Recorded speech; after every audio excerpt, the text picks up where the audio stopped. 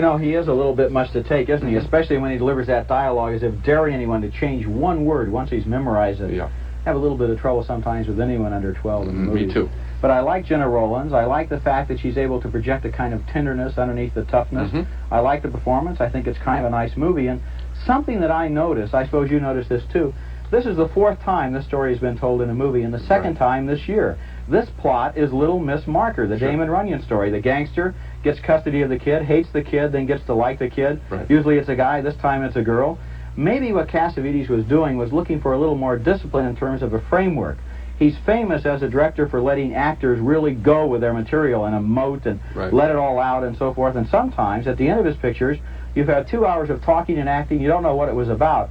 This time, with that Little Miss Marker framework, he gives it a plot, which is kind of a discipline. Well, you know, if Gloria is a success, it could have one good result, and that is, after Woman Under the Influence, which was a hit and won an Academy Award nomination for Jenna Rollins, he made 2 more pictures, Killing of a Chinese Bookie and Opening Night, and neither one of those pictures have played in most markets in this country. And maybe if Gloria is a success, that'll inspire a re-release for those. That'd be a good development. I hope so.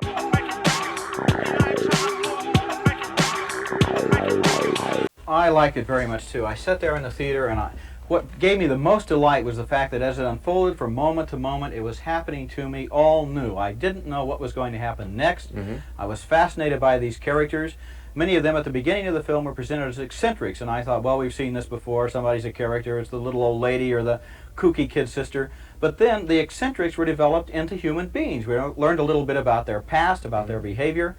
I really just felt from beginning to end that I was in the hands of a filmmaker who really wanted to give me a new experience. I loved it. You know, I thought something of the same thing. There's scarcely been an American movie in the last year or two that has shown such an attention to the details of American life as this one by a guy from France.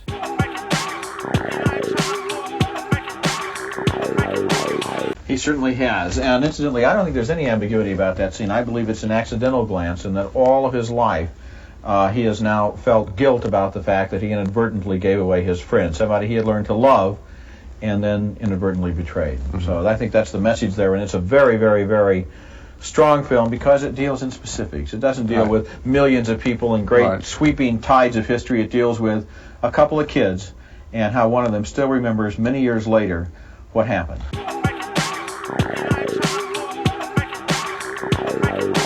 Our next film is named Close to Eden, and it tells an odd and enchanting little story about a family of Mongols who live in a vast prairie near the Chinese-Russian border. They're sheep farmers living a self-sufficient life far from any city, but the movie doesn't turn them into noble pioneers of a return to nature.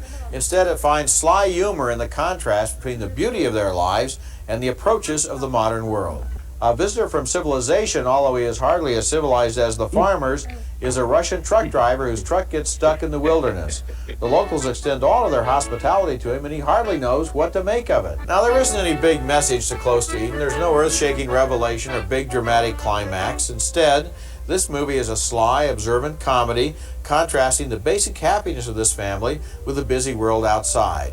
There is a tacked-on ending that makes a point about the pollution of the modern world, but that's not really what the movie is about. It's more about a family that lives together in a way that seems to be completely satisfactory and almost tempts us to wonder if it wouldn't be a good idea to start all over again as Mongols. I think you use the right word when you say serendipity, because there are some wonderful surprises in this film.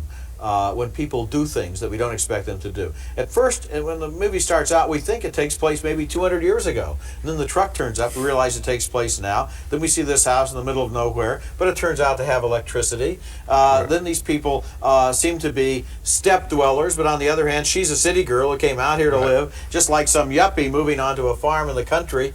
And over again, our expectations about these people are upset.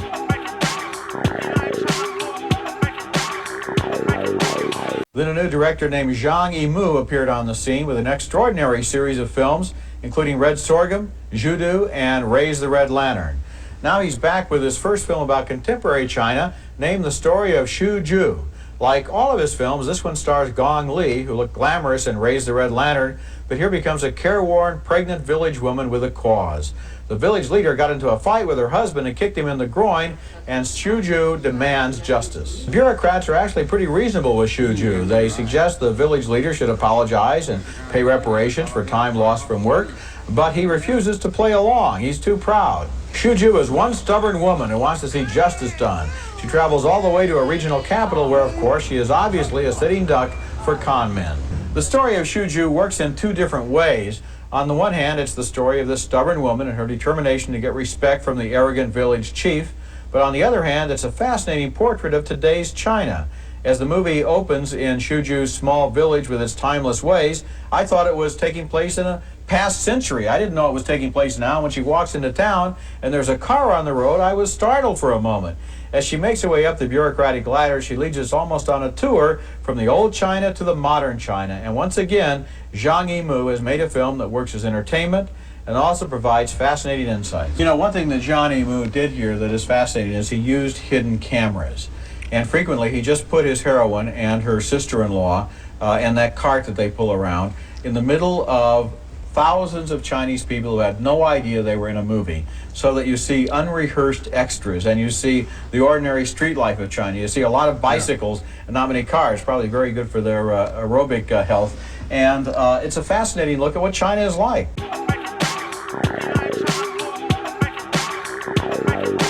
I love this movie too, Gene, and although I think it actually is more of an Altman film than a Raymond Carver film, because the poignancy and the sadness of some of the Carver stories is kind of joined here with Altman's love of these weird characters and their strange ways of earning a living, especially the Jennifer Jason Leigh character, who carries on phone sex conversations while trying to keep her husband in line, raise a family, change diapers, and meanwhile having these fantasies on the telephone. That kind of doublethink, it goes all the way through the movie, people who are operating on more than one level at once.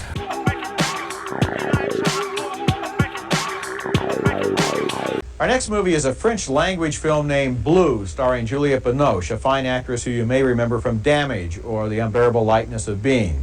Here she plays the young widow of a famous classical music composer, a man whose work we are led to suspect she may partially have composed herself.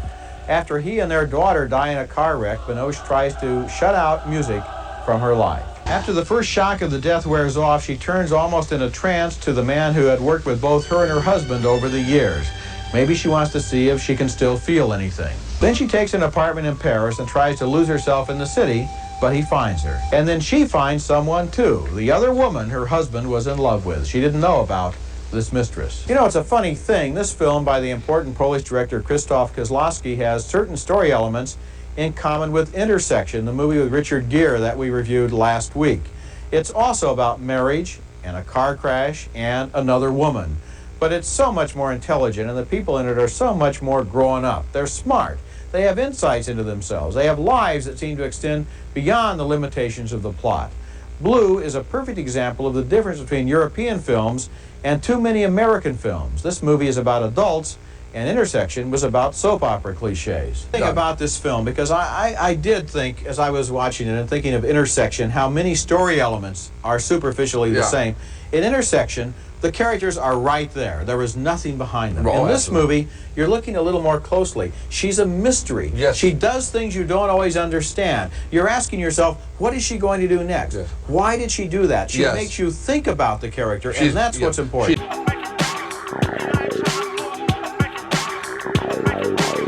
What surprised me is how negative a portrait the film paints of De Valera, who later on was considered to be a great patriot, and seen here as a very petty man who sends Collins to negotiate a truce that he knows is going to reflect badly on Collins. And then when Collins comes back and tries to tell the Irish people, this is the best we can do, let the bloodshed end, he walks out of the assembly, De Valera does, on a matter of some inconsequential language, and dooms Ireland essentially to another half century of conflict. When we grew up, De Valera was a hero. Was a hero, and the IRA was in retirement, but now it's all started all over again. And what this picture shows in the person of Michael Collins is one person within the IRA who was able to first fight, then to negotiate peace, and then to see a way ahead that might have worked. So it shows a great missed opportunity in history.